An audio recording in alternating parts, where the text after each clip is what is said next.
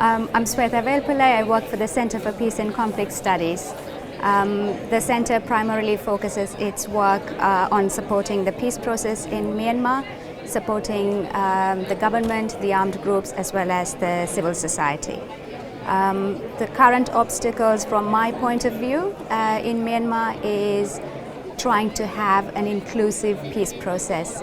When I say inclusive peace process is to include not just the government and the armed groups, but also the parliament, the military, but also the ethnic Burma majority. And that, I think, is one of the biggest obstacles in the peace process in Myanmar.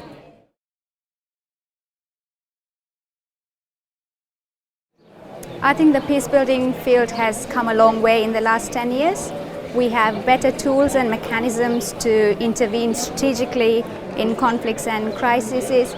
We have better international systems and mechanisms in place, but we also understand how conflicts in another part of the world invariably affect us, which has sort of propelled us to be more proactive in dealing with conflicts.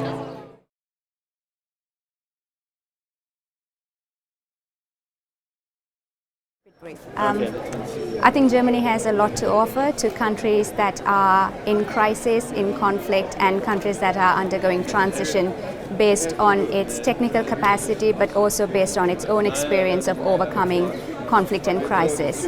Another aspect of support that Germany can offer is in terms of its bilateral engagement and advocacy, especially around issues of violence against minorities and religious violence and persecution of minorities and so on. And I think that is one area where Germany can really play a proactive role in supporting the countries that are in conflict.